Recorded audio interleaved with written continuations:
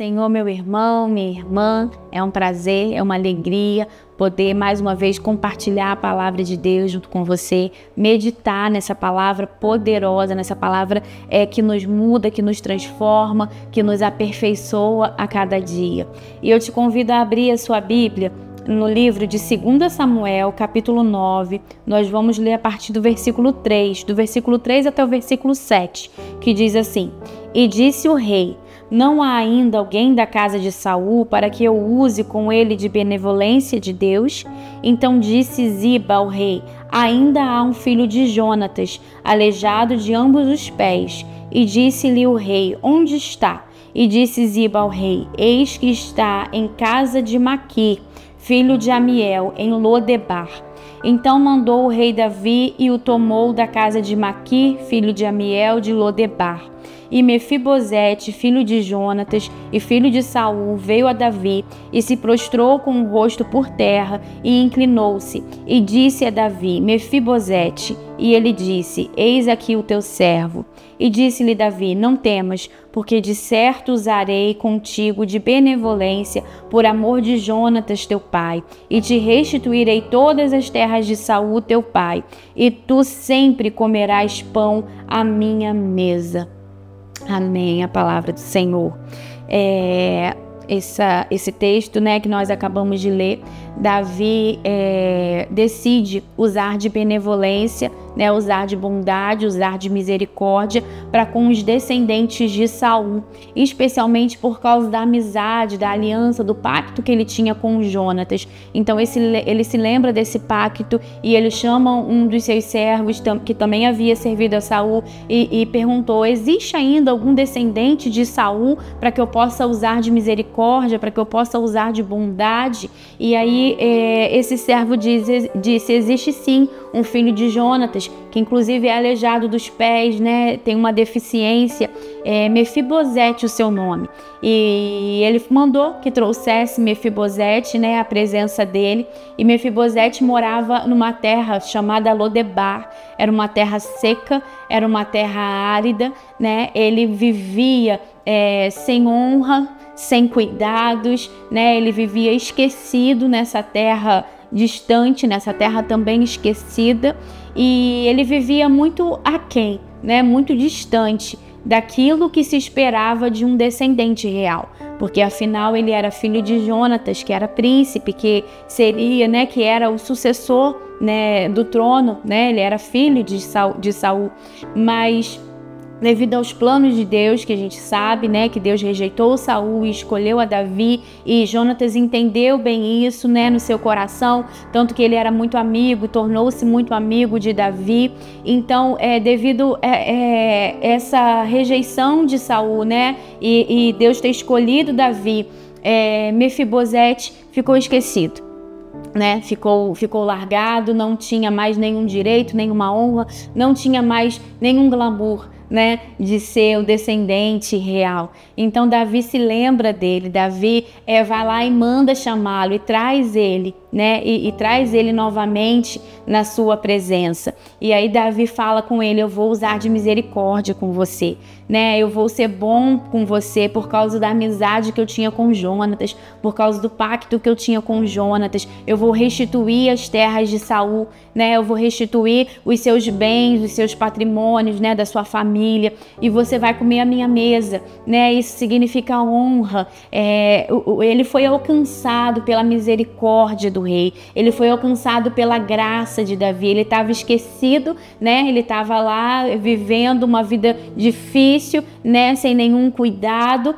E aí ele foi alcançado pela misericórdia, ele foi alcançado pela bondade de Davi e foi trazido novamente para o palácio e foi restituído, dos seus bens, dos bens da sua família, e teve o prazer, de poder se assentar na mesa do rei, de poder viver, como alguém que vive no palácio, como um verdadeiro herdeiro, como alguém que tem acesso à mesa do rei. Ele foi alcançado pela misericórdia do rei. E na nossa vida não é diferente. O Senhor nos alcança nos níveis mais profundos da nossa existência, né? A gente vê que Mefibosete aqui não foi restituído apenas no seu patrimônio, apenas nos seus bens financeiros, apenas numa infraestrutura confortável, né? Mas ele foi restituído nas suas emoções, né? Ele foi restituído na sua dignidade, ele foi restituído na sua honra, né? A Bíblia diz que ele recebeu novas vestes, né? Davi mandou dar a ele novas vestes, Davi deu a ele um lugar à mesa, e é isso que o Senhor faz com a gente, né? Deus não quer apenas restaurar a nossa vida por fora, né? O nosso exterior. Deus tem isso também. Deus tem bênçãos materiais pra gente também, mas o Senhor quer restaurar o nosso interior. O Mefibosete, aqui no versículo 8, ele diz assim: então se inclinou e disse: quem é teu servo para teres olhado para um cão morto, assim como eu? Então Mefibosete não se enxergava como um descendente real. Ele não se enxergava como um herdeiro do rei, né? Devido a tantas tribulações que ele passou, devido à situação que ele vivia, esquecido, uma vida difícil, largado em Lodebar, ele não se via mais como um descendente do rei. Ele não se via mais como alguém digno. Então o que Davi fez para ele, foi muito mais do que restituir bens e patrimônios. Davi deu a ele dignidade, Davi deu a ele honra, Davi deu a ele de novo filiação. Não, você é herdeiro, né? Você é filho, né? Foi filho de um príncipe. Então, você foi neto de um rei. Então, restituiu novamente essa dignidade para ele. E é isso que Deus tem pra gente. Quando a gente se apresenta diante do rei, quando a gente chega na presença do rei Jesus, né? Quando a gente mostra a nossa real fragilidade, a nossa real situação, não importa como a gente se sente, não importa como a gente se vê, porque muitas vezes nós nos achamos indignos, nós achamos que nós não merecemos, né? Às vezes, devido aos sofrimentos e às lutas que nós já passamos, as dificuldades que nós já atravessamos na nossa vida, a gente perde de vista quem nós realmente somos. Nós nos esquecemos que nós somos herdeiros, nós nos esquecemos que nós somos filhos, que nós temos direito às promessas, né? De tudo que o Senhor Jesus conquistou na cruz.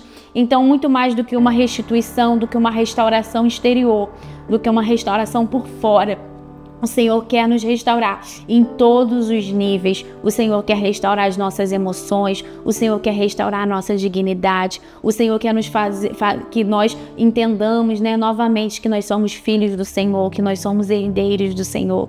Então que a gente possa se apresentar, né? Mefibosete precisou se apresentar entrar na presença do rei. Ele não sabia o que o rei queria com ele. Provavelmente ele estava com medo, porque era cultural da época. Todos os descendentes, né, quando alguém que não era da linha de sucessão entrava, né, tomava o trono, era comum que matassem todos os descendentes do antigo rei, para que não houvesse ali uma rebelião futura, né? Para que não houvesse ali uma tentativa de tomar o reinado, de tomar o poder. Então, provavelmente, Mefibosete pensou assim: pronto, agora é o meu fim, ele me descobriu aqui nesse fim de mundo e agora ele me mandou me chamar porque ele vai me matar, né? Porque eu sou o único descendente, então ele vai acabar comigo. E às vezes nós nos apresentamos, nós nos achamos tão indignos que a gente tem vergonha de entrar na presença de Deus, né? Que a gente pensa: não, eu sou muito pecadora, não, eu fiz muita coisa errada, não, eu não tenho, eu não me sinto digna de entrar na presença do rei. Mas quando a gente se apresenta,